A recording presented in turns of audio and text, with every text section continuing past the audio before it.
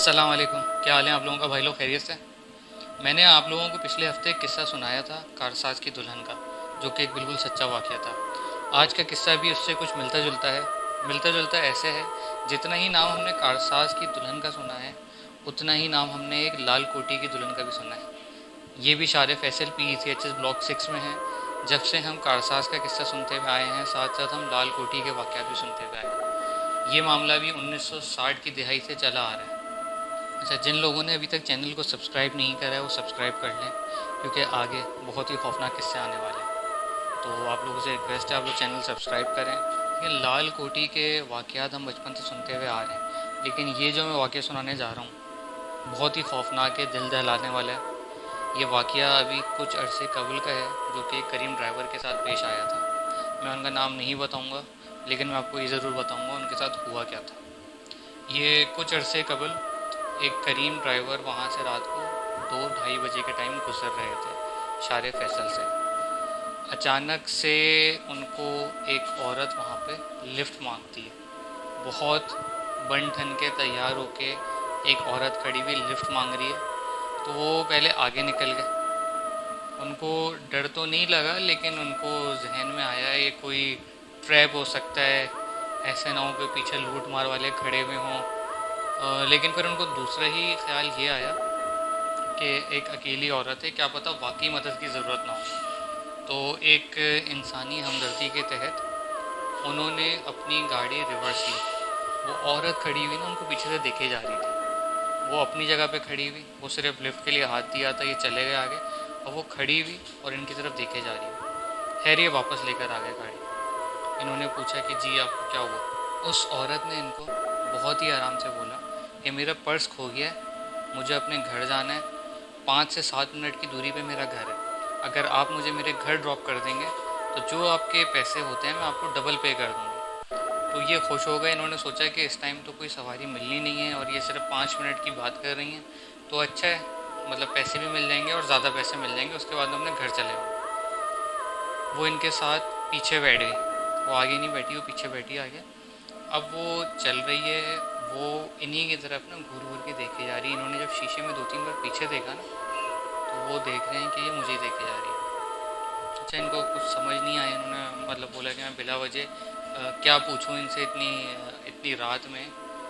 तो खैर ये वहाँ पहुँचे हैं लाल कोठी। जब लाल कोठी आया है, उस औरत ने बोला मेरा घर आ गया। अच्छा, तो उनको नहीं पता था, वो कराची के बाहर से आए हुए थे, यहाँ रहते नहीं थे पहले, तो उनको इतना आइडिया नहीं था। जे लाल कोठी उतरी है, इसने बोला मैं घर जा रही हूँ, पैसे ला के आपको देती हूँ।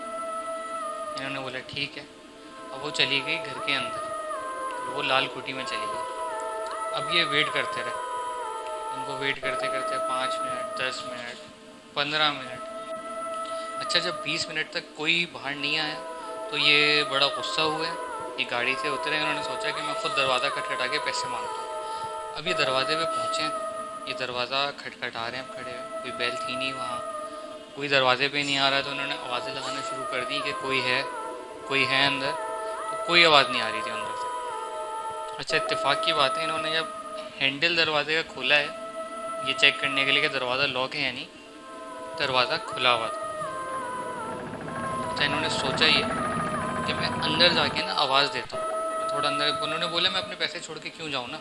उन्होंने सोचा मैं थोड़ा अंदर जाके आवाज़ देता हूँ तो कोई ना कोई ज़रूर बाहर आएगा घर से। अच्छा, जब इन्होंने खोला दरवाज़ा तो इन पे तो अजीब वहशत तारी हो गई कि पूरा अंधेरा अंदर, मतलब कुछ दिख ही नहीं रहा। ना रास्ता दिख रहा, ना क्या रखा हुआ है, कुछ नहीं दिख रहा वहाँ पे।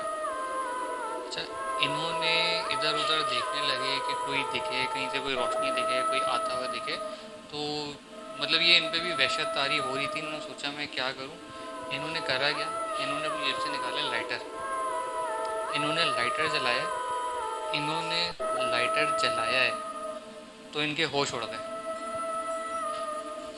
उसके बाद इन्होंने क्या मंजर देखा कि सारी चीज़ें अंदर बिखरी हुई पड़ी हुई हैं, मकड़ी के जाले लगे हुए हैं, धूल मिट्टी से चीज़ें कवर हुई हुई हैं। मतलब कि कोई ऐसी जगह जो कदीम ज़माने से बंद है, जो बरसों से बंद है, मैं किसी ऐसी जगह के अंदर आ गया। तो इनके तो होश उड़ गए वहाँ पे। उन्होंने सोचा ये मतलब ये हुआ क्या, अचानक से लड़की अंदर आई थी। बस इनकी नज़र थोड़ी सी ऊपर जाती है, सामने देखते हैं वो लड़की खड़ी हुई इनको झांक रही है। वही लड़की जिन्होंने लिफ्ट ली थी इस बंदे से, वो दीवार के पीछे से खड़ी हुई इनको झांक रही है। तो ये देख के पहले ही इनको इतना खौफ आ रहा था, वो लड़की हंसना शुरू हो गई। वो लड़की ज़ोर ज़ोर से हंसना शुरू हो गई। बस इन्होंने कुछ नहीं देखा, ये पलट के भागे हैं वहाँ से। ये क्योंकि ये थोड़ा सा ही अंदर आए थे तो ये जल्दी बाहर चले गए।